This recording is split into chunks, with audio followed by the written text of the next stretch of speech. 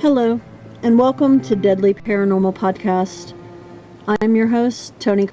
In this podcast, I am going to be talking about the paranormal, ghosts, legends, folklore, and supernatural creatures. So, sit back, relax, and enjoy the show, and thank you for listening. Hi, and welcome to tonight's episode. Tonight I'm going to be telling you about 4 different Cherokee legends.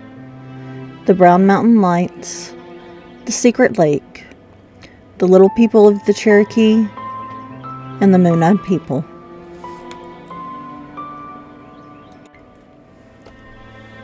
Brown Mountain Lights. In the dark skies above Brown Mountain, eerie ghost lights have been spotted in the night sky for over a century.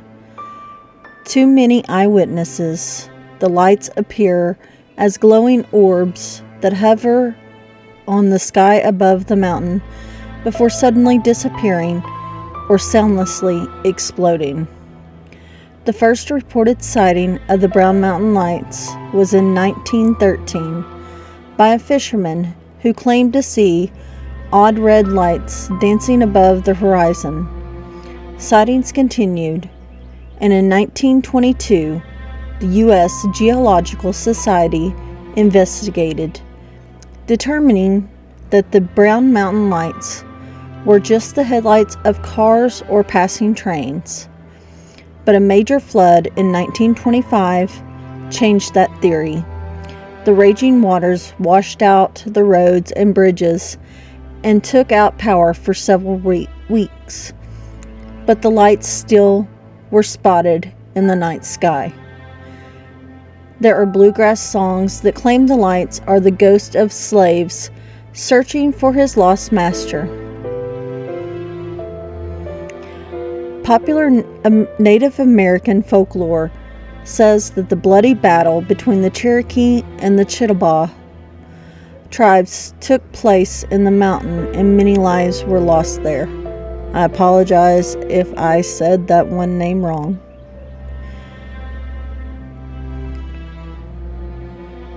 The lights claim the legends are ghosts of grieving women still searching the mountainside for the bodies of the fallen warriors. Despite the numerous theories ranging from the scientific to the outlandish, there is still no conclusion as to what the lights really are. Have you ever experienced these lights? What are your thoughts on these mysterious lights? Let me know in the comments below. The Secret Lake. There is so much more to the history of the mountains, and we only brush the surface. The truth is, the great story of the true people of the mountains goes untold and often misunderstood. It goes back eons and is truly ancient. It's preserved in the stories of the people called the Cherokee by the settlers who arrived in the mountains not that long ago. The Cherokee explained the world around them, and over time developed traditions and folklore that explain the world and their people's great place within it. One such story is that of the Secret Lake. It's a legendary hidden lake deep in the high mountains between North Carolina and Tennessee. It cannot be seen unless the proper preparations are made.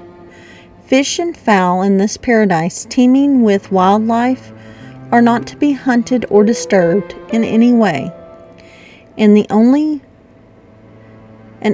a select few are allowed to see the lake. Westward from the headwaters of the Oconfalente River, in the wildest depths of the Great Smoky Mountains, form the line which the North Carolina and Tennessee is the Enchanted Lake. Although the Cherokee know that it is there, no one has ever seen it. for the way is so difficult that only animals know how to reach it. Should a stray hunter come near the place, he would know of it by the roaring sound of the thousands of wild ducks flying about the lake. On reaching the spot, he would find only a dry flat, without bird, animal, or blade of grass, unless he first sharpened his spiritual vision by prayer and fasting and an all-night vigil. Because it is not seen, some people think the lake has dried up long ago, but this is not true. To one who had kept watch and fast through the night, it would appear at daybreak as a wide extending but shallow sheet of purple water, fed by the springs sprouting from the high cliffs around. In the water are all kinds of fish and reptiles, and swimming upon the surface or flying overhead are the great flocks of ducks and pigeons, while all about the shores are bear tracks crossing in every direction. It is the medicine of the lake, the birds and animals, and whenever a bear is wounded by the hunters, he makes his way through the woods to this lake and plunges into the water, and when he comes out upon the other side, his wounds are healed. For this reason, the animals keep the lake invisible to the hunter. A Cherokee legend. The Cherokee tell a story of a hidden lake in the Great Smoky Mountains. Two young Cherokees named Utani and Netani wandered far into the Smokies to find a beautiful blue lake hidden behind the trees. Utani was admiring his new knife gleaming in the sun when his sister's shadow gets in the way. He commands his older sister Netani to move, which she does, but wants to know why. Utani, not wanting to admit he was enthralled with the glint of his knife, tells his sister the sun is sending him a message about the way to find the secret lake. Netani is excited and wants to find the secret lake, but Utani refuses to admit his lie and leads his sister into the forest. After a long hike, the two are tired and hungry. The sister asks to go back and try again the next day. Utani happily agrees, but as they turn on the trail, they knock a rock down the embankment and hear a splash. They found the mystical lake after all. Today it is said that travelers who are near the secret lake may spot a young Cherokee brother and sister kicking pebbles down the bank along the trail. Another one of the Cherokee stories involved a young brave who seeks the secret lake, but not to fish or hunt. He is granted access and marks the spot with a pile of rocks. That winter, things turn rough for his people, who were starving. Reluctantly, he returns to the secret lake and shoots a bear with his arrow. The bear falls into the water and emerges unharmed, telling the brave he has violated his sacred oath. Those seeking the secret lake should pray and fast, heightening their spiritual development. A seeker can only be led there by the sounds of wings of the fowl and birds flying by. If someone finds the right spot but hasn't followed the sound, they will only find a dry mud flat and not be blessed with seeing the sacred waters. The little people of the Cherokee. The little people of the Cherokee are a race of spirits who live in rock caves on the mountainside. They are little fellows and ladies reaching almost to your knees. They are well shaped and handsome, and their hair so long it almost touches the ground. They are very helpful and kind-hearted, and the great wonder workers. They love music and to spend most of their time drumming and singing and dancing. They have a very gentle nature, but do not like to be disturbed. Sometimes their drums are heard in the lonely places in the mountains, but it is not safe to follow it, for they do not like to be disturbed at home, and they will throw a spell over the stranger so that he, bewildered, and loses his way. And even if he does at last get back to the settlement, he is like one dazed ever after. Sometimes, also, they come near a house at night, and the people inside hear them talking, but they must not go out. And in the morning, they find corn gathered or the field cleared, as if a whole force of men had been at work. If anyone should go out to watch, he would die. When a hunter finds anything in the woods, such as a knife or a trinket, he must say, "Little people, I would like to take this, because it may belong to them." And if he does not ask their permission, they will throw stones at him as he goes home. Some little people are black, some are white, and some are golden, like the Cherokee. Sometimes they speak in Cherokee, but at other times they speak their own Indian language. Some call them brownies. Little people are here to teach lessons about the living in harmony with nature and with others. There are 3 kinds of little people: the laurel people, the rock people, and the dogwood people. The rock people are the mean ones who practice getting even, who steal children and the like. But they are like this because their space has been invaded. The laurel people play tricks and are generally mischievous. When you find children laughing in their sleep, the laurel people are humorous and enjoy sharing joy with others. Then there are the dogwood people, who are good and take care of people. The lessons taught by the little people are clear. The rock people teach us that if you do things to others out of meanness or intentionally, it will come back on you. We must always respect other people's limits and boundaries.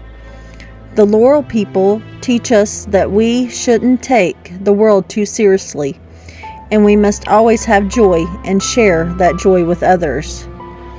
The lessons of the dogwood people are simple. If you do something for someone, do it out of the goodness of your heart. Don't do it to have people obligated to you or for your own personal gain. In Cherokee beliefs, many stories contain references to beings called the little people. These people are supposed to be small mythical characters. In a different beliefs, they serve different purposes. There are a lot of stories and legends about the little people. You can see the people out in the forest. They can talk, and they look a lot like Indian people, except they're only about 2 feet high. Sometimes they're smaller. Now the little people can be very helpful, and they can also play tricks on us too. And at one time, there was a boy. This boy never wanted to grow up. In fact, he told everyone that so much that they called him Forever Boy, because he never wanted to be grown. When his friends would sit around and talk about, "Oh, when I get to be a man, and when I get to be grown, I'm going to be this, and I'm going to go here and be this," he'd just go off and play by himself. He didn't even want to hear it, because he never wanted to grow up. Finally, his father got real tired of this, and he said, "Forever, boy, I will never call you that again. From now on, you're going to learn to be a man. You're going to take responsibility for yourself, and you're going to stop playing all day long. You have to learn these things. Starting tomorrow, you're going to go to your uncle's, and he is going to teach you everything that you are going to need to know." Forever Boy was brokenhearted at what his father told him, but he could not stand the thought of growing up. He went out to the river and he cried. He cried so hard that he didn't even see his animal friends gather around him, and they were trying to tell him something, and they were trying to make him feel better, and he finally thought he understood them say, "Come here tomorrow, come here early." Well, he thought they just wanted to say goodbye to him, and he dragged his feet going home. He couldn't even sleep, he was so upset. The next morning he went out early, as he had promised, to meet his friends, and he was so sad. He could not bear the thought of telling them goodbye forever. He finally began to get up the sense that they were trying to tell him something else, and that is to look behind him. As he looked behind him, there they were, all the little people, and they were smiling at him and laughing and running to hug him. And they said, "Forever, boy, you do not have to grow up. You can stay with us forever.